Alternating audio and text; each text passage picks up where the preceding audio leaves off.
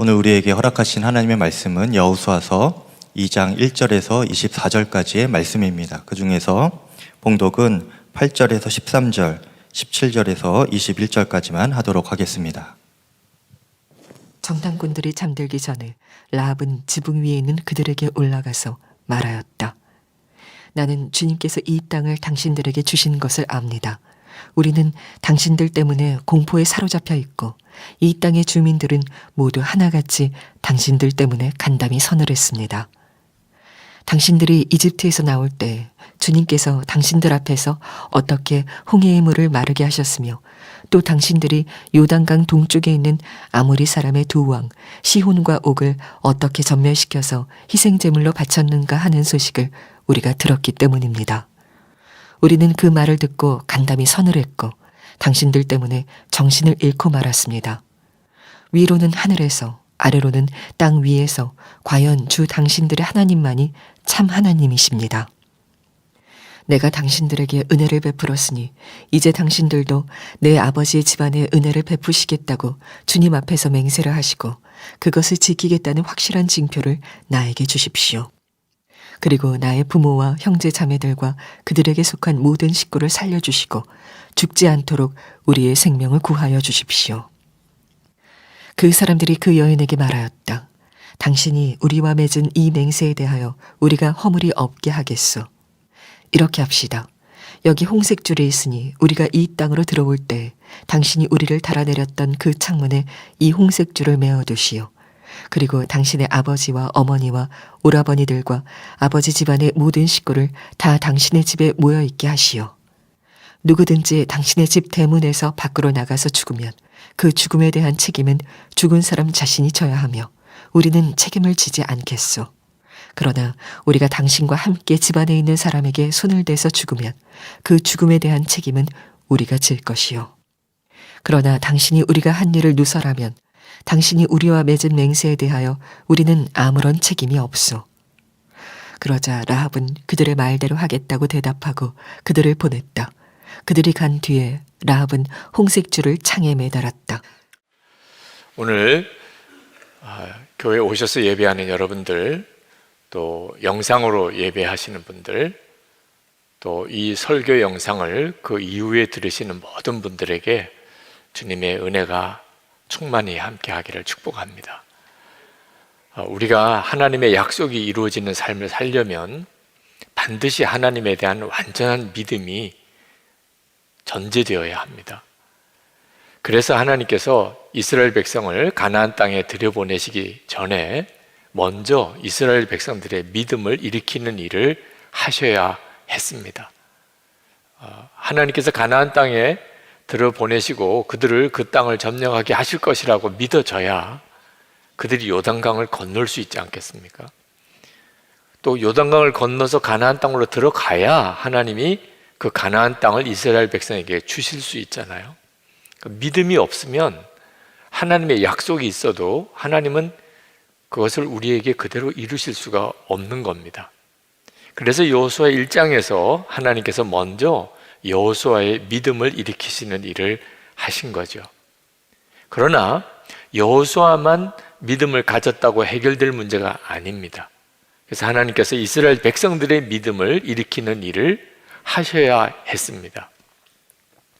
여호수아가 아주 확신을 가지고 우리가 이제 가나안 땅에 들어갑시다 해도 이스라엘 백성들이 두려워서 가나안 땅 들어가는 일을 주저하면 그러면 하나님의 약속을 이룰 수 없는 거죠. 그래서 이스라엘 백성들의 믿음도 하나님이 일으키셔야 했던 겁니다. 그래서 정탐꾼 둘을 여호수아가 가나안 땅에 들여보냅니다. 보고 믿음을 가지라는 거죠. 믿어져야 믿음이니까 정탐꾼을 통해서 실제로 어떤 일이 일어나고 있는지를 보라는 거죠. 그래서 정탐꾼 둘이 요단강을 건너서 여리고성, 첫 성인 여리고성에 들어갑니다. 그 창녀 라합의 집에 들어가요. 그 집이 성벽에 있었기 때문에 그 라합의 집에서는 여리고의 모든 그 전경이 다 보입니다. 정탐하기 딱 좋은 곳이죠. 그리고 창녀의 집이기라 이런저런 사람들이 그 집에 오고 갑니다. 그래서 여리고성의 민심을 파악하기 딱 좋지요. 그런데 이스라엘의 정탐꾼이 여리고에 들어왔다는 소식이 여리고 왕에게 알려집니다.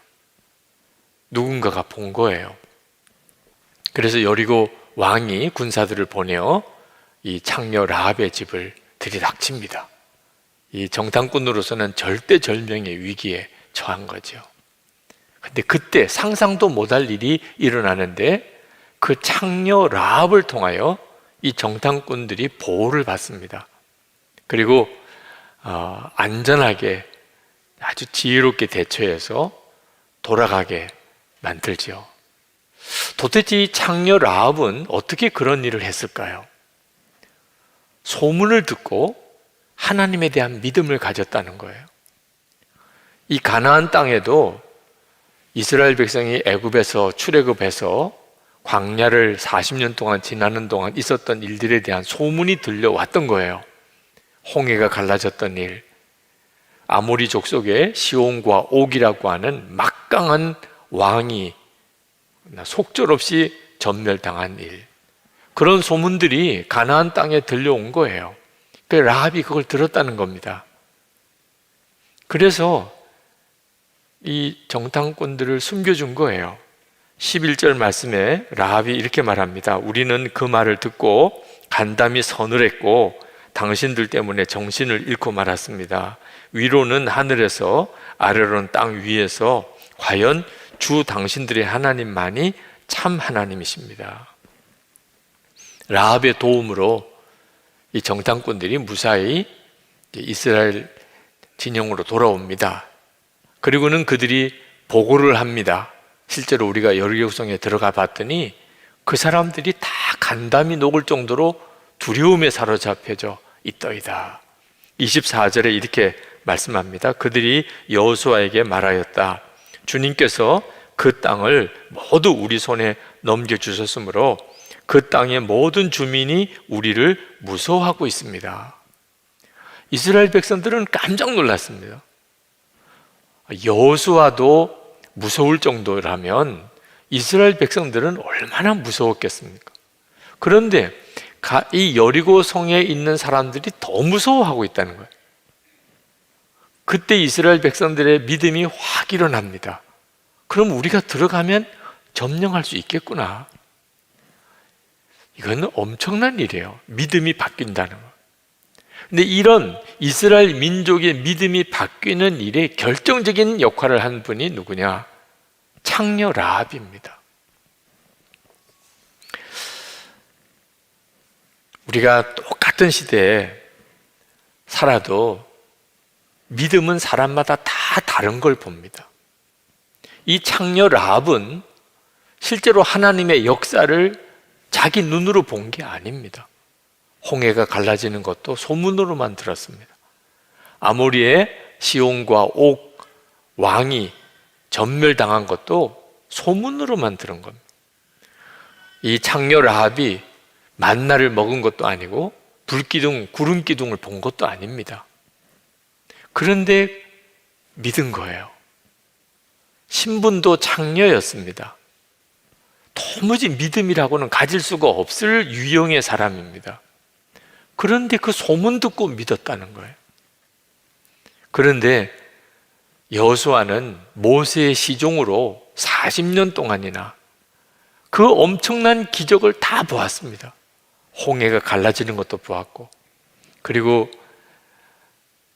불기둥, 구름기둥, 매일같이 먹는 만나, 반석에서 터져 나오는 물, 그 모든 걸 바로 모세 옆에서 다 본 사람입니다.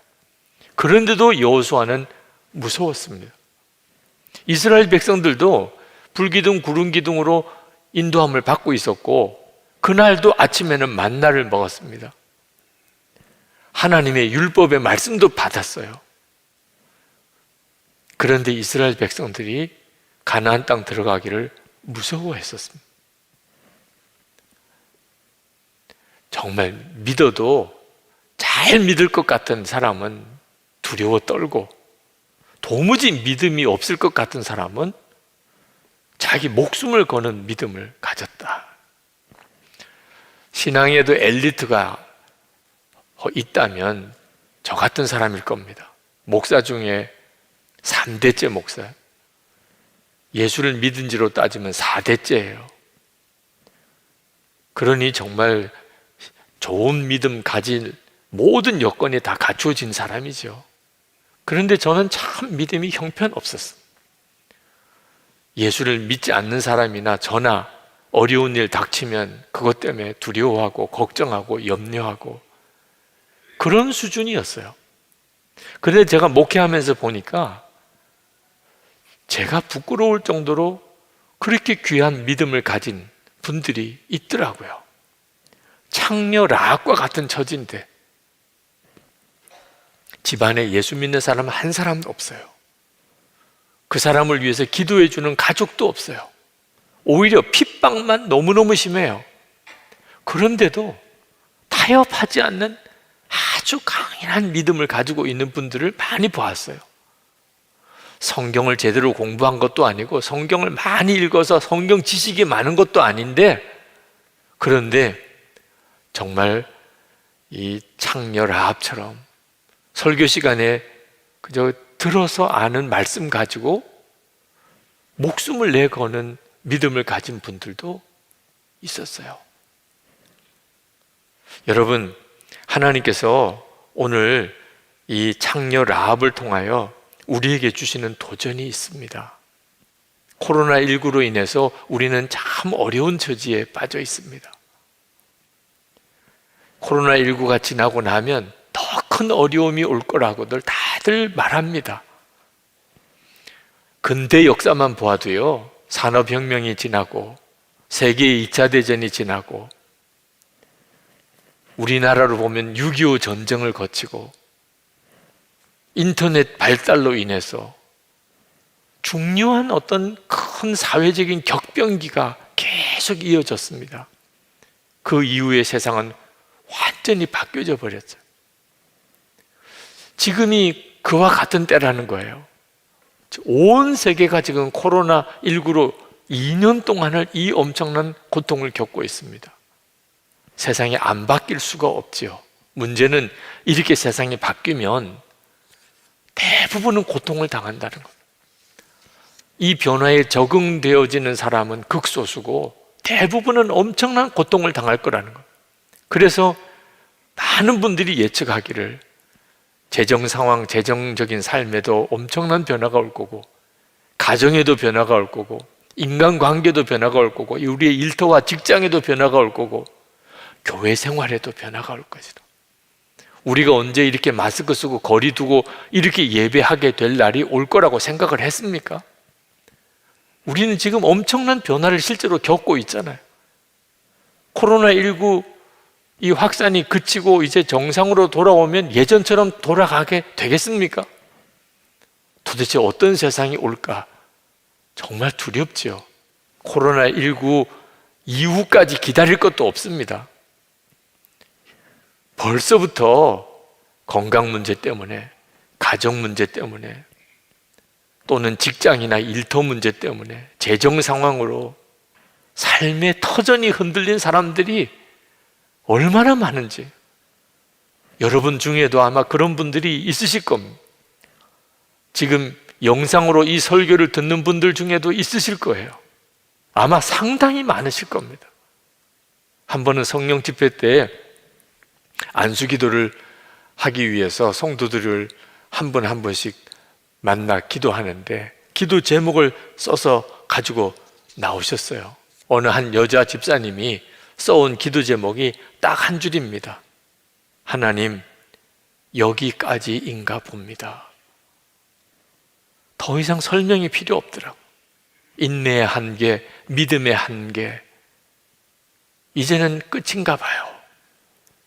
그런 심정으로 나온 분들이 이미 이전에도 있었어요. 여러분은 어려움을 잘 대처해 가고 있습니까? 삶의 터가 흔들리는 그런 기가 막힌 상황, 밤에 잠을 잘 수가 없어요. 밥을 먹을 식욕이 없어요. 미래가 깜깜해요. 절벽이에요. 이런 처지가 지금도 그렇고 앞으로는 더 심할 거라는, 무슨 준비를 하고 있나요? 주식을 사야 되나 부동산 투자를 해야 되나, 그건 답이 아닙니다. 여리고성 사람들이, 하나님이 함께하는 이스라엘 백성들이 이제 요단강 동쪽편에 다 모였다. 요단강만 건너면 여리고성이에요. 저 사람들이 건너오면 우리 다 죽는 거 아니야? 이런 말할 수 없는 불길한 상황 속에 있을 때 그들이 성벽을 다시 쌓고 성문을, 빗장을 견고하게 걸어 잠그고, 그리고 무기를 만들고 아마 그렇게 했겠죠. 무슨 소용이 있었어요? 여러분도 다 잘 아시죠? 여리고성이 어떻게 무너졌는지. 도대체 그들이 준비한 게 무슨 소용이 있었냐 말이에요. 여러분, 우리가 진짜 준비해야 될 것이 있다는 거예요. 하나님은 오늘 여호수아 2장을 통하여 코로나19 이후로 인하여 걱정하고 두려워하는 우리들에게 주시는 메시지가 있어요. 라합에게서 믿음을 배우라는 것. 도대체 우리가 라합에게서 무슨 믿음을 배워야 하는 거죠? 라합이 어느 날 어떤 낯선 나그네 두 사람이 자기 집에 들어왔어요. 창녀의 집이니까 뭐 이 사람 저 사람 다 들어오죠. 그런데 라합이 직감적으로 이 사람이 이스라엘 정탐꾼이구나 알았어요. 뭐라고 설명할 수 없는 어떤 예감이죠. 라합은 이미 하나님이 계시고 여호와 하나님이 계시고 그들이 이스라엘 백성을 홍해를 건너게 하시고 그리고 이 가나안 땅까지 이끌어 오신다는 소문을 듣고 있었어요. 이제 그들이 넘어오면 여리고 성도 가나안 땅도 다 무너질 거다, 그런 믿음이 생겼어요. 그런데 그 가나안 정탐꾼이 온 거예요. 그때 라합의 마음에 지금이 죽고 사는 결정을 해야 될 때다. 이 정탐꾼들을 품어주면 자기가 죽을지도 몰라요. 그렇지 않겠어요? 그런데 그는 그 정탐꾼을 숨깁니다. 그리고 쫓아온 군사들을 회유해서 방금 나갔다고 쫓아가 보라고, 그래서 그 군사들을 따돌립니다. 정말 목숨을 거는 일을 하는 거예요. 왜? 하나님을 믿어야 산다고 그렇게 결정이 된 거예요. 하나님을 믿으면 살고 하나님 믿지 못하면 죽는다, 그 결단이 온 거예요. 그리고 그 정탐꾼들을 다시 돌려보낼 때 부탁합니다. 이제 당신들이 여리고성을 반드시 무너뜨리고 점령할 텐데 우리와 우리 가족을 반드시 살려주시오. 라합이 그렇게 했던 것을 배우라는 거예요. 그 정탐꾼들이 그 라합에게 당부합니다. 우리가 당신을 반드시 지켜줄 텐데 이거 하나만큼은 반드시 지키라. 그 말씀이 18절입니다. 우리가 이 땅으로 들어올 때에 당신이 우리를 달아내렸던 그 창문에 이 홍색 줄을 메어 두시오. 그리고 당신의 아버지와 어머니와 오라버니들과 아버지 집안의 모든 식구를 다 당신의 집에 모여 있게 하시오. 정탐꾼이 제시한 답이 뭡니까? 소속을 분명히 하라는 거예요. 도대체 당신이 누구 소속인지 분명히 하라는 거예요. 우리는 하나님을 믿는 사람입니다. 아주 공개적으로 드러내라. 표식이 분명히 있어야 된다. 창문 틀에 홍색 줄을 달아매라. 누구도 다 볼 수 있게끔 하라. 이스라엘 백성이 출애굽할 때 하나님께서 말씀하셨어요. 어린 양을 잡아 너희 집 문 인방과 문설주에 다 바르라. 온 집의 문에 피칠을 하라. 어린 양 피로. 확실한 표시를 내라. 너가 진짜 하나님의 백성이냐? 정말 예수 믿는 사람이냐? 분명하게 하라. 그 길이 살 길이라는 거예요. 그리고 라합은 그렇게 했습니다. 자기 집 창문에 홍색 실을 묶었어요. 그리고 진짜 여리고성이 무너질 때 라합과 그 집안 사람은 건짐을 받았습니다. 그러나 그거 건짐 받은 것만 아니에요. 그 이후에 그 정탐꾼 중에 한 사람이었던 살몬, 유다 지파의 살몬과 결혼을 합니다. 근데 그 살몬이 누구냐? 예수님의 족보에 들어있는 조상이에요. 예수님의 족보에 올라간 여인이 된 거예요. 창녀였는데 그는 이방인으로 가나안 땅에 창녀였는데 예수님 족보에 올라간 여인이 돼. 여호수아도 예수님의 족보에 이름이 올라가지 않았어요. 목숨을 걸고 나는 하나님 백성이라, 나 하나님 믿을 거다, 그랬던 그 결단이 그를 살린 거예요. 도대체 우리가 라합에게서 뭘 배워야 하는 거죠? 여러분이 예수 믿는 것을 분명하게 하라는 거예요. 많은 사람들 앞에 여러분이 도대체 누구 소속인지 분명히 하라는 거예요. 그렇다면 목사인 저 같은 사람은 뭐 너무 좋겠죠. 예수 믿는 것 이보다 더 분명할 수 어디 있어요? 당신 누굽니까? 저 목사입니다. 그럼 뭐 당연히 예수님 믿겠지요. 근데 그렇지 않더라고요. 말씀을 준비하는데 저에게 더 필요한 말씀이더라고요. 내 소속과 신분을 분명히 하라. 내 창문에 홍색 줄을 묶으라. 제가 2014년 안식월 때 6개월 동안 제 목회 여정에 처음 그렇게 길게 휴가를, 안식년을 얻은 적이 없었어요. 처음에는 참 하고 싶은 것도 많고 6개월 동안 가고 싶은 데도 많고 뭐 읽고 싶은 책들도 많았고, 그런데 막상 안식년이 시작되고 나니까 전혀 생각지 못했던 두려움이 왔어요. 그것은 모든 교우 관계가 다 끊어지는, 혼자가 되는 당황스러운 경험이었어요. 그래도 안식년 기간이니까 이제 6개월 지나면 돌아오는 거예요. 교회로 다시 돌아오는 거예요. 그렇지만 만약에 은퇴를 하게 되면 그때 뭐라고 설명할 수 없는 소름 끼치는 느낌이 오는 거예요. 이렇게 끊어진 관계가 영원히 가는 거예요.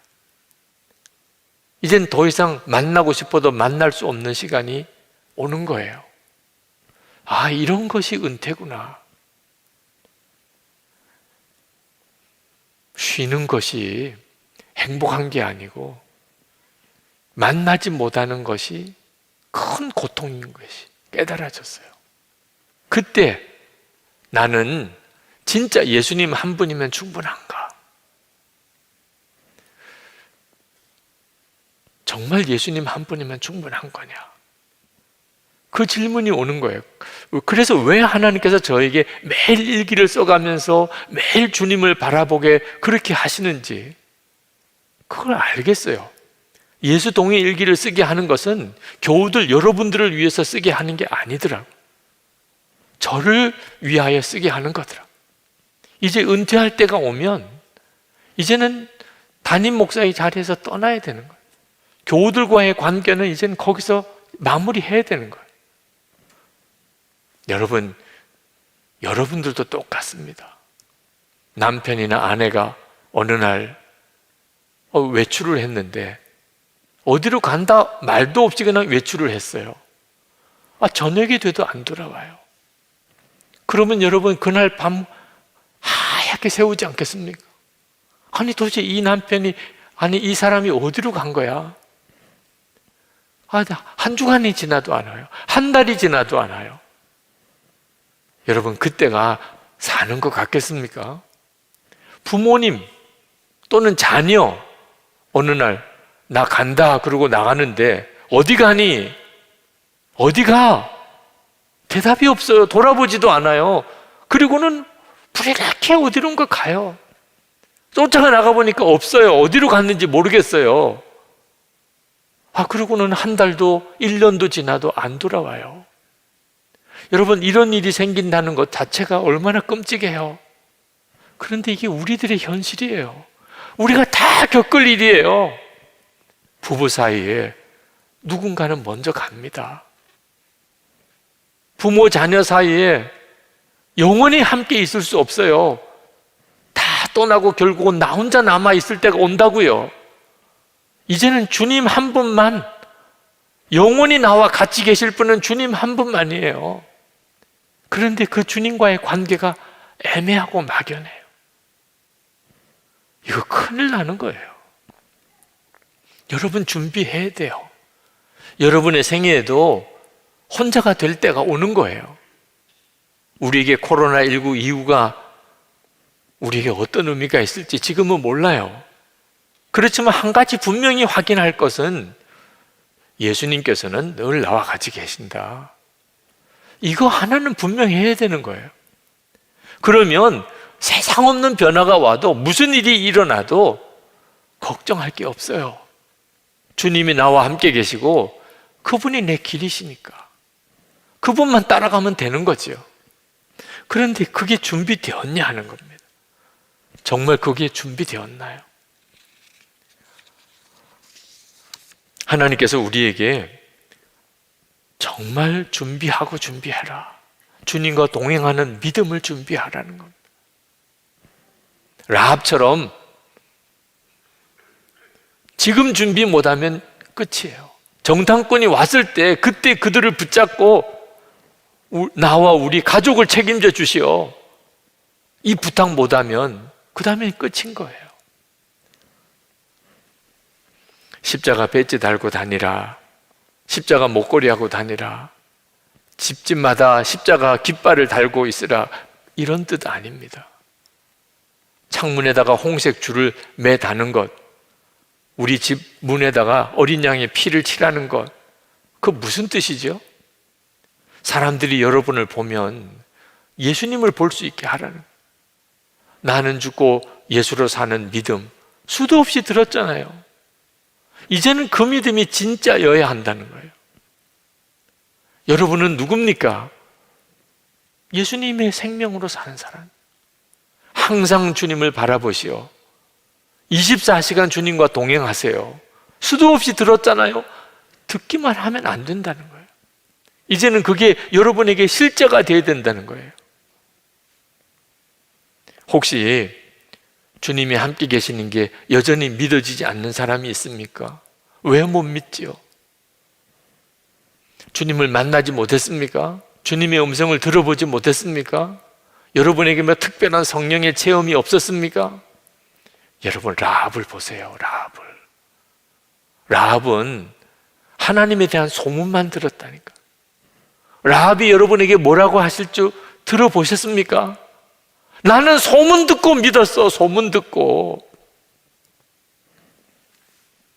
우리에게는요, 안 믿기가 어려울 만큼 엄청난 역사가 있어요.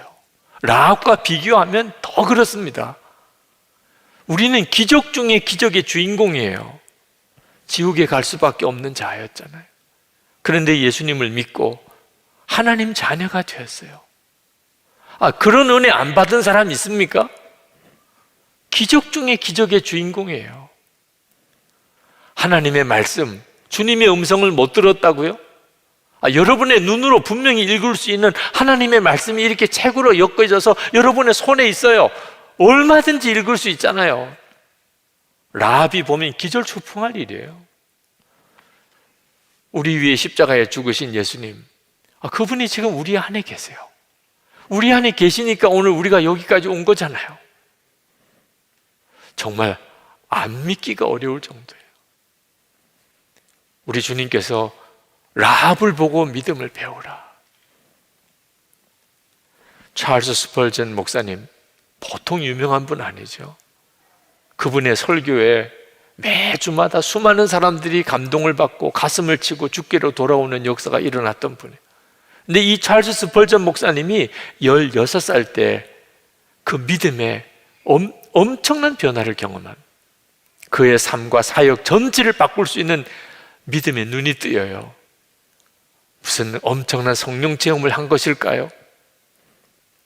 그분은 이렇게 썼습니다. 그때 당시 이야기를. 나는 간절히 주님을 찾고 찾았지만 주님이 나를 찾고 계시다는 생각은 전혀 하지 못했다. 어느 날 저녁 교회에서 예배를 드리다가 하나님께서 우리를 택하셨다는 설교를 들었지만 믿어지지 않았다. 그런데 갑자기 너는 어떻게 크리스천이 되어 있느냐 하는 생각이 들었다. 내가 주님을 찾았으니까 라고 생각하는데, 그럼 너는 주님을 어떻게 찾았지? 하는 질문이 생각났다. 순간 주님께서 나를 택하셨기 때문이라는 말씀이 성광처럼 깨달아졌다. 내 마음에 주님을 갈망하는 마음을 주시지 않았다면 나는 주님을 이처럼 찾지 않았을 것이 분명하다. 나는 기도하고 생각했다. 내가 왜 기도를 했지? 성경을 읽음으로 기도하고 싶은 마음이 일어났다. 그러면 성경을 어떻게 읽게 되었지? 무엇이 내가 성경을 읽게 만들었을까? 그 순간 하나님께서 이 모든 것을 이루어 가고 있었음을 알았다. 주님께서 내 믿음의 주요 온전케 하시는 분임이 깨달아졌다. 예수님이셨다. 여러분, 이 찰스 스펄전이 고백한 이런 정도의 은혜를 지금 안 받고 계신 분 있습니까? 은혜를 사모하는 마음, 정말 주님의 인도를 받고 싶은 마음, 주님을 만나고 싶은 소원, 그런 소원 없는 사람 있습니까? 그럼 그런 소원을 어디서 온 겁니까? 여러분 안에 계신 주님이 여러분에게 계속 그런 마음을 부어주시니까 그런 소원이 생기는 거죠. 라합은요, 그냥 하나님에 대한 떠돌아다니는 소문만 듣고도 목숨을 거는 믿음으로 결단하고 그는 자기 집 창문에 홍색 줄을 메었어요. 우리는 하나님의 백성이다. 여러분, 진짜 영적인 눈이 뜨여야 돼요. 지금이야말로 여러분의 믿음을 분명히 해야 돼요. 우리에게 들려오는 여러 가지 불길한 소식들, 우울한 소식들, 지금도 이런저런 모양으로 계속 닥쳐오는 엄청나게 어려운 일들. 근데 여러분, 비교할 수 없이 더 황홀하고 놀라운 소식이 있잖아요. 천지를 지으신 하나님이 내 아버지가 되신, 주 예수님께서 이미 내 안에 거하시는, 이건 뭐 더 말할 수 없는 분명한 확실한 소식이잖아요. 그러면 붙잡으셔야죠. 주님, 그렇습니다. 주님, 저는 이제 정말 나는 죽고 예수로 삽니다. 주님과 24시간 동행합니다. 내가 누구를 만나는 어떤 처지에 있든지 저는 예수님의 소유임을, 주 예수님이 나의 생명이심을, 내 주님이심을 나 분명히 고백하고 살 겁니다. 여러분, 사람들 사이에 숨어 들어가면 안 돼요. 믿는 사람인지 안 믿는 사람인지 구분도 안 될 정도로 여러분, 그렇게 살면 큰일이에요. 주님만이 우리를 책임지실 수 있어요. 우리가 진짜 믿음으로 가지고 주님께 반응해야 우리 주님이 우리를 살리시고 정확하게 이끄실 수 있는 거예요. 여러분은 지금 이 시대에 여러분의 가정에, 여러분의 일터에 라합이에요. 그렇게 되셔야 돼요. 그래야 가족도 살리고 우리 주변에 정말 구원해야 될 자들 다 구원할 수 있다니까요. 주 예수님만 붙잡으셔야 돼요. 주님과만 동행해야 합니다. 그걸 지금부터 훈련해야 돼요. 언제 다시 우리가 이제 아무 거리낌 없이 다 모일 수 있는 때가 오겠죠. 그러나 이미 그때는 예전에 우리 교회가 아니게 됩니다. 아마 이 자리에 계속 안 나오실 분들도 많으실 거예요. 그동안 한 2년을 지난 동안 믿음 다 잃어버린 분들도 있을 거예요. 그럴 뿐만 아니고 세상은 엄청난 변화를 가져오게 될 겁니다. 정말 예수님을 진짜 신실히 믿는 사람은 얼마나 남았을까? 여러분들은 여러분 자신의 믿음을 이제 준비해야 합니다. 우리 기도합시다. 하나님, 라합에서 배우기 원합니다. 흉흉한 소식도 많이 들려오지만 꿈과 같은 하나님의 놀라운 초청의 메시지도 듣습니다. 라합이 하나님에 대한 소문을 붙잡았듯이 주님, 저는 복음을 붙잡습니다. 우리에게 손님이시는 주님의 손을 붙잡습니다. 나와 우리 가족을 살려주십시오. 주님, 영원히 살 길을 인도해 주십시오. 우리 다 같이 통성으로 기도하겠습니다. 은혜와 사랑이 충만하신 하나님, 놀라우신 주님, 은혜로우신 하나님, 들어주소서. 아버지 하나님의 크신 은혜, 하나님의 놀라우신 역사하심, 사랑하는 모든 성도들에게 부어주소서. 사모하며 마음의 간절함, 갈급함 하나님 받아주소서. 하나님의 크신 은혜 주여 같이 해주소서. 주님, 우리가 붙잡아야 될 교만, 하나님의 역사하심을 하나님 붙잡습니다. 하나님 주의 부르심을 붙잡습니다. 하나님 거친 하나님 안에 있는 것 같이 하나님의 역사하심을 지금도 돌아오지 않게 하시고 하나님 주님을 떠나지 않으시고 주님을 찬양하는 주님께 감사하는 하나님의 역사하심, 주님의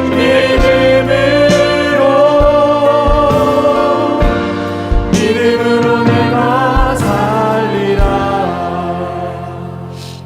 아버지 하나님, 주님을 오직 찬양합니다.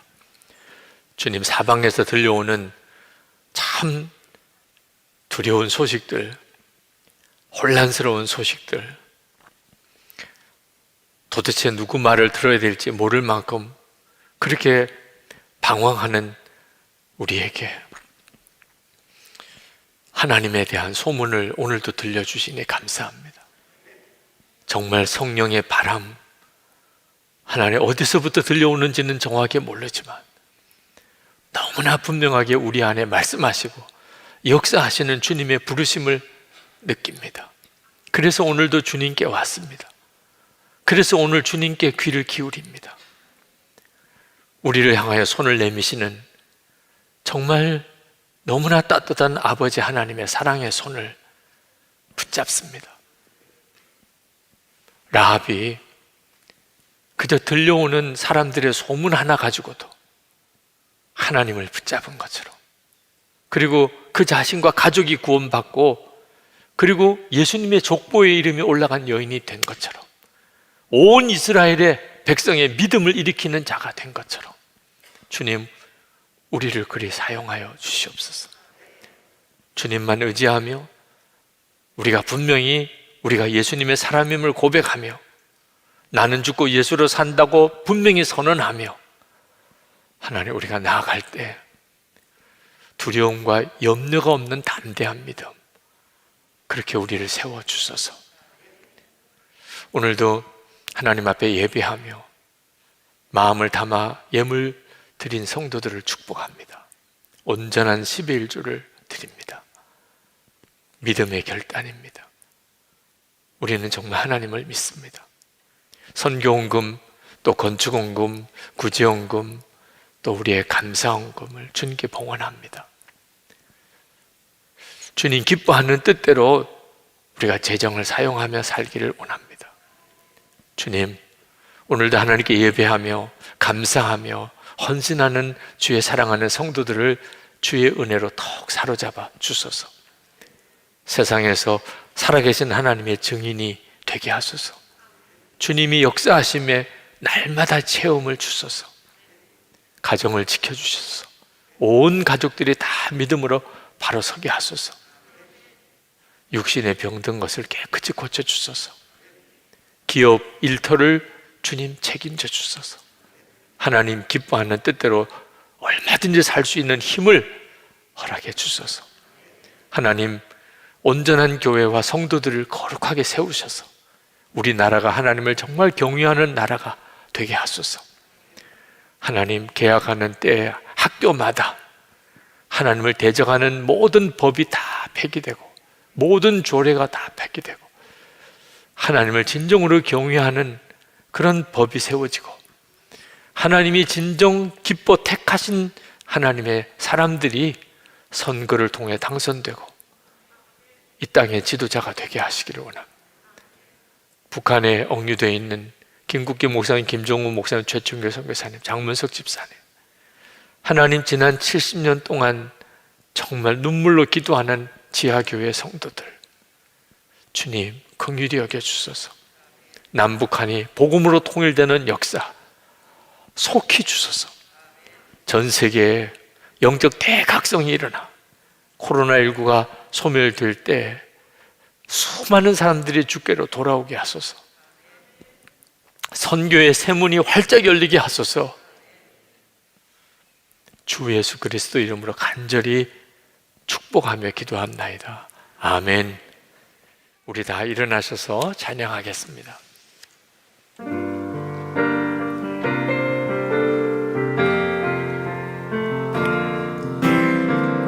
세상은 느리고 사람들은 변하여도 나는 주를 섬기리. 주님의 사랑은 영원히 변하지 않네. 나는 주를 신뢰해. 오직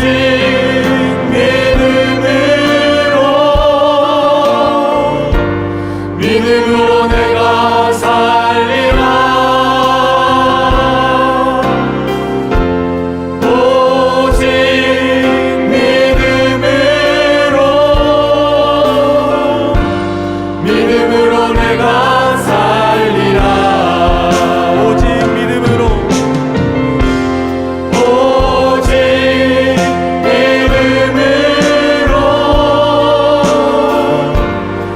믿음으로 내가 살리라. 오직